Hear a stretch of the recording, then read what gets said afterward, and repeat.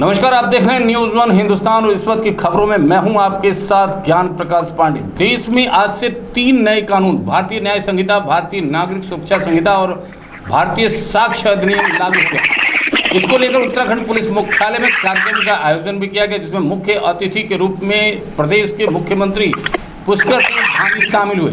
कार्यक्रम में उत्तराखंड के मुख्य सचिव राधा रतूड़ी, पुलिस महानिदेशक अभिनव कुमार, सचिव गृह दिलीप जावलकर सहित पुलिस के तमाम वरिष्ठ अधिकारियों सहित तमाम जिलों के मुख्यालयों से जिलों के कप्तान और अधिकारीगण मौजूद रहे। मुख्यमंत्री पुष्कर सिंह धामी ने पुलिस मुख्यालय पहुंचकर पुलिस अफसरों के साथ विस्तार से चर्चा करते हुए उत्तराखंड में तैयारी की जानकारी ली।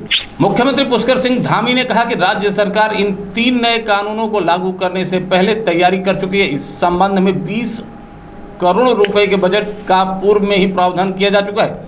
अब लोगों को सरल और आसान तरीके से अब न्याय मिल सकेगा। अंग्रेजों के काले कानून से देश को निजात मिल गई है। केंद्र सरकार और गृह मंत्री को मुख्यमंत्री पुष्कर सिंह धामी ने इसके लिए बधाई दी। मुख्यमंत्री पुष्कर सिंह धामी ने कहा, नए कानून से व्यवस्था और दुरुस्त होगी, आम जन को सुलभ तरीके से न्याय मिल सकेगा। आज 3 नए आपराधिक जो कानून है वो लागू हो गए हैं रात के 12 बजे से, और विधिवत रूप से आज यहाँ भी प्रदेश के अंदर संपूर्ण व्यवस्था पहले से कर ली गई थी। और आज का दिन बहुत ऐतिहासिक दिन है। जो अंग्रेज़ों के ज़माने से पुराने कानून जो जटिल थे और न्याय मिलने में जिनसे देरी होती थी, उन सबको सरलीकरण किया गया है। और बहुत सारे ऐसे कानून जो अपराधियों को बचाते थे, पुलिस को ज़्यादा भागदौड़ करवाते थे, मेहनत करवाते थे, लेकिन उसके बाद भी पुलिस को वो सफलता प्राप्त नहीं हो पाती थी। निश्चित रूप से अब वो सबका सरलीकरण होगा, समाधान होगा, और जो अपराधी हैं वो किसी भी स्तर पर नहीं बच पाएंगे, और जो आम आदमी, सामान्य आदमी है, उसको तेज़ी से न्याय मिलेगा। राज्य सरकार की तरफ से भी सारी व्यवस्थाएं यहाँ पर कर दी गई है। 20 करोड़ रुपए का बजट भी इसके लिए जारी कर दिया गया है, पहले से स्वीकृत कर दिया है। मैं आज इन नए कानूनों को लाने के लिए माननीय आदरणीय प्रधानमंत्री नरेंद्र मोदी जी का, हमारे गृह मंत्री आदरणीय अमित शाह जी का मैं उनका धन्यवाद करता हूं, उनका अभिनंदन करता हूं। सभी प्रदेशवासियों को, पुलिस विभाग को, आम जनता को, सबको बधाई देता हूं, शुभकामनाएं। वहीं पुलिस महानिदेशक अभिनव कुमार ने कहा कि असल में नए कानून लागू होना एक आजादी जैसा है। डीजीपी के विस्तार से जानकारी देते हुए बताया कि यह 3 नए कानून लागू होने से आखिर कितना सुधार कानून व्यवस्था को लेकर चार्जशीट और ट्रायल पर आएगा। देखिए, इसमें सबसे बड़ा एक तो EFIR का सिस्टम अब लागू हो जाएगा। तो कई केसेस में जहां लोगों को असुविधा होती थी कि थाने चौकी के चक्कर काटने हैं, वो उनको उस भागदौड़ से, उस असुविधा से बचेंगे। इसके अलावा इन कानूनों में साइंटिफिक एविडेंस पे, फोरेंसिक एविडेंस पे बहुत जोर दिया गया है। तो अब थाने स्तर पर भी हम लोग फोरेंसिक एक्सपर्ट्स रखा करेंगे, जो कि जाके प्रॉपर साइंटिफिक एविडेंस इकट्ठा करके और तब कार्रवाई करेंगे। इससे मुझे जो मतलब हम लोगों का ऐसा मानना है कि जब एक सही तरीके से व्यवस्था चलने लगेगी तो आप देखेंगे कि कन्विक्शन रेट में भी सुधार आएगा। जो केसेस का इन्वेस्टिगेशन है और जो उनका ट्रायल है, उसकी समय सीमा भी कम होगी। अभी बहुत लंबे समय तक ट्रायल चलता है, इन्वेस्टिगेशन चलता है। तो इन हमारी जो क्रिमिनल जस्टिस सिस्टम के हर पहलू पे इन कानूनों के लागू होने से सुधार आएगा। इस पूरे मसले पर और अधिक जानकारी के लिए हमारे साथ फोन लाइन पर मौजूद हैं हरिद्वार से डिप्टी एसपी सदर शांतनु पराशर और रिटायर्ड डीपीएसपी जेपी जोयार। सबसे पहले आते हैं शांतनु जी आपके पास। आज से प्रभावी हो गया 3 नए कानून को लेकर जिला मुख्यालय में एक शुभारंभ हुआ। कार्यक्रम का शुभारंभ मुख्यमंत्री पुष्कर सिंह धामी ने की। आखिर क्या है नए कानून? नमस्कार पांडे जी, जैसा कि आप जानते हैं 1 जुलाई से जो हमारे 3 अधिनियम थे अब कानून बनके लागू हो चुके हैं। इसकी तैयारियां पुलिस पिछले 2 माह से कर रही थी। इस संबंध में जो हमारी ट्रेनिंग्स भी हैं वो चल रही थी। जितने भी हमारे सब इंस्पेक्टर एंड अबव हैं उन्हें ऑफलाइन मोड से तथा लेवल को ई माध्यम से भी हमने ट्रेनिंग दी है। तो ये जो 3 अपने अधिनियम है, ये हमारे पुराने IPC, CRPC और एविडेंस एक्ट को चेंज करके नए अधिनियम के रूप में आ रहे हैं। जिस तरह से आपने बताया, एक भारतीय न्याय संहिता हुई जो IPC को रिप्लेस करेगी, भारतीय नागरिक सुरक्षा संहिता होगी जो CRPC को रिप्लेस करेगी, और भारतीय साक्ष्य अधिनियम जो कि एविडेंस एक्ट को रिप्लेस करेगा।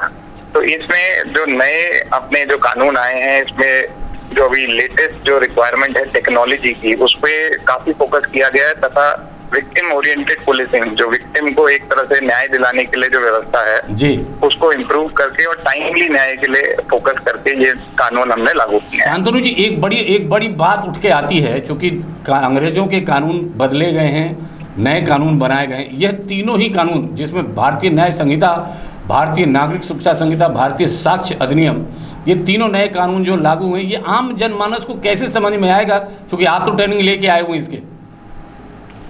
इसके संबंध में पिछले 1 माह से पुलिस द्वारा एक बृहद तरह से एक अभियान चला के लोगों को जागरूक किया जा रहा है। इसमें जैसे महिलाएं और बच्चे, जो यंग जो लोग हैं, उनको और महिलाओं को, इनको स्पेशली फोकस किया गया है। इसमें हमने पैम्पलेट्स भी, नुक्कड़ नाटक भी हो गए, कॉन्फ्रेंसेस करा के इनको अवेयर किया है जी। सोशल मीडिया का भी माध्यम यूज किया जा रहा है, जिससे लोग अवेयर हो सके कि जो नए चेंजेस आए वो कैसे उनके लिए बेनिफिशियल है। जी। जेपी जाल जी, नया कानून आज से लागू हुआ, इसके क्या फायदे और क्या नुकसान? ज्ञान प्रकाश जी नमस्कार। सबसे पहले तो मैं आपके न्यूज 1 हिंदुस्तान चैनल के माध्यम से भारत सरकार को धन्यवाद दूंगा कि बहुत बड़ा काम किया उन्होंने। अंग्रेजों के जो ये कानून थे इसे खत्म करके भारतीय न्याय संहिता लागू की है।